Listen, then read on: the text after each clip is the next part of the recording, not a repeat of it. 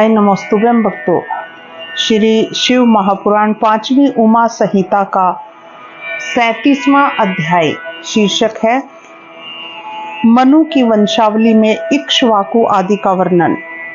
सूत जी बोले, हे द्विजो, इस प्रकार मनु की नासिका से इक्ष्वाकु नाम का एक बड़ा दानी पुत्र हुआ, जिसने 100 पुत्र उत्पन्न किए।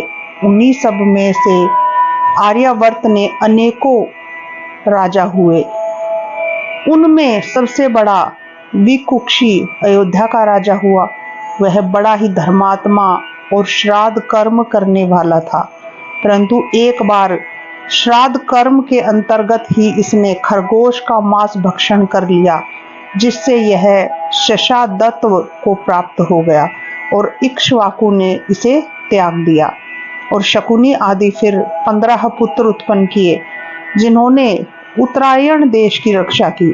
अयोध्या का पुत्र वीर्यवान कुकुत्स हुए और उनके अरिनाभ नाम का पुत्र तथा पृथु का पुत्र विष्ट राशर्व हुआ, जिसने इंद्र नाम के पुत्र को उत्पन्न किया और यही प्रजापति हुआ। फिर इंद्र के युवनाश्रव उसके श्राव और उसके श्रावस्तक हुआ, जिसने श्रीवस्ती नाम की नगरी बसाई। इसके कोई पुत्र न था, जिससे इसके दायाम महायशस्वी बृहदक्ष उसके अधिकारी हुए। फिर बृहदक्ष दशर्व के पुत्र युवनाशर्व तथा उससे पुत्र कुवलाशर्व हुए, जिन्होंने धुंधु को मारा, जिससे उसका दूसरा नाम धुंधुमार हुआ। फिर कुलाशर्व राजा हुआ और युवाशर्व नाम वन में तप करने को चला गया। जो ही वह वन में गया कि त्यों ही मार्ग में उसको उत्तंक नामक ऋषि मिले, जिन्होंने उसे तप से निषेध कर फिर धर्म पूर्वक प्रजा पालन के लिए बाध्य किया तथा अपने पुत्र को साथ लेकर उन्हें वहां अपनी कुटी के निकट ही धुंधु नामक महा दुर्दांत राक्षस को वध करने की आज्ञा दी। राजश्री युवनाशर्व ने कहा, मेरा पुत्र कुवलाशर्व बड़ा धर्मात्मा और धनुर्धर है। वही इस राक्षस को मारेगा तथा धर्म पूर्वक प्रजा का पालन करेगा। आप मुझे ना रोकिए। उत्तंक मुनि मौन हो गए। उन्होंने पूर्व विधान के अनुसार अपने योगत्व से कुवलाशर्व में ही विष्णु अंश का प्रवेश करा दिया और तत्क्षण यह आकाशवाणी हुई कि निश्चय ही यह श्रीमान नृप सुत धुंधु को मारने वाला होगा।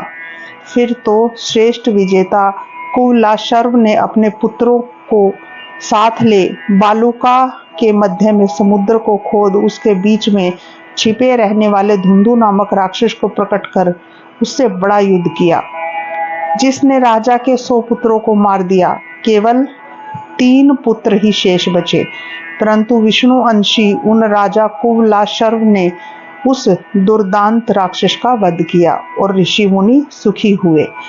उत्तंक मुनि ने राजा को अक्षय धन होने तथा शत्रु रहित होने और सर्व विजयी होने का और स्वर्ग में अक्षयवास का वर दिया।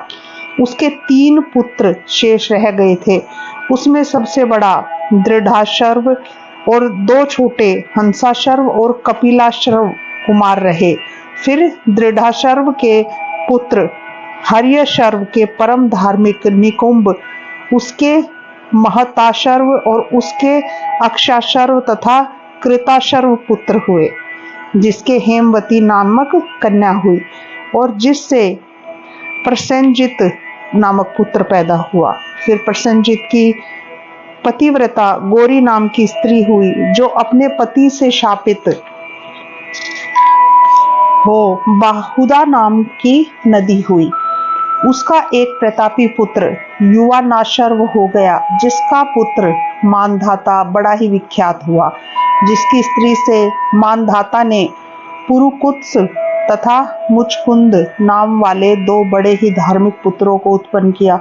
उसी मुचकुंद ने का पुत्र कविश्वर बड़ा ही विद्वान हुआ। यह सत्यवर्त नाम का एक बड़ा ही अधार्मिक पुत्र हुआ, जिसने राजा जिससे राजा ने उसे त्याग दिया और स्वयं शंकर जी का तप करने गया।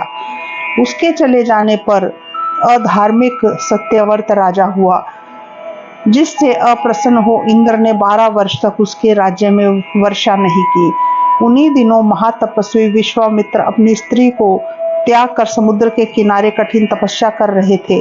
इधर उनकी स्त्री अपने 100 पुत्रों की रक्षा के लिए एक औरस पुत्र को अपने गले बांधकर 100 गौओं बदले में बेचने लगी। यह सुनकर धर्मात्मा सत्यव्रत ने उसे खरीद लिया और महर्षि विश्वामित्र की प्रसन्नता के लिए बड़े प्रेम से उनका पालन करने लगा। तब गले में बंधे रहने के कारण यही आगे चलकर गालव नाम से विख्यात हुआ और यह भी बड़ा तपस्वी हुआ। इस प्रकार श्री शिव महापुराण 5वीं उमा संहिता का 37वां अध्याय यहीं समाप्त होता है। श्री शिवाय नमोस्तुभ्यं भक्तों।